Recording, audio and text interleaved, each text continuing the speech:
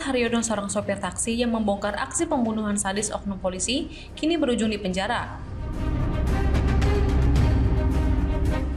Haryono ditetapkan sebagai tersangka atas dugaan kasus penembakan yang dilakukan oleh Brigadir Anton Kurniawan Setianto atau AKS kepada sopir ekspedisi bernama Budiman hingga tewas. Istri Haryono, Yuliani, mengaku masih tidak menyangka dan syok dengan penetapan suaminya sebagai tersangka.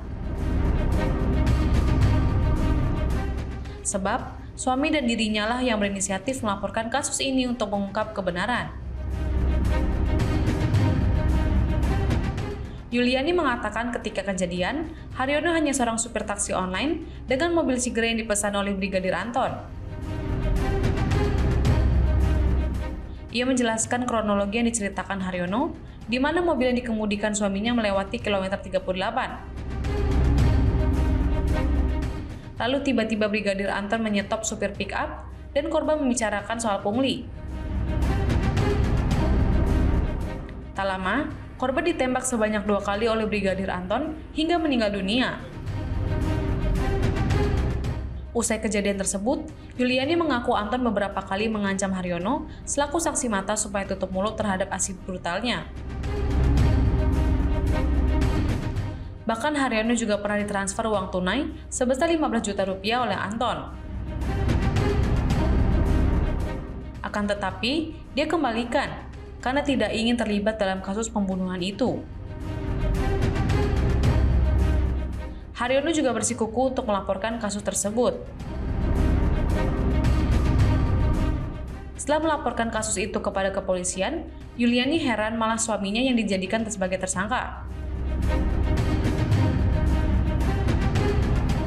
Sebelumnya, Polda Kalimantan Tengah atau Kalteng menetapkan 2 orang tersangka dalam kasus dugaan pembunuhan yang menyeret Brigadir Anton dan Haryono.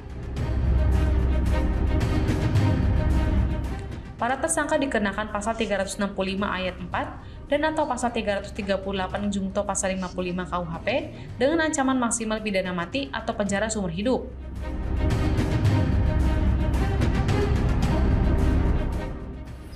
Aku cuma minta tolong, suamiku disindikan, termasuk korban. Suamiku cuma jasa, suamiku cuma seorang supir. Suamiku diminta tolong untuk mengantarkan karena memang itu kerjaannya.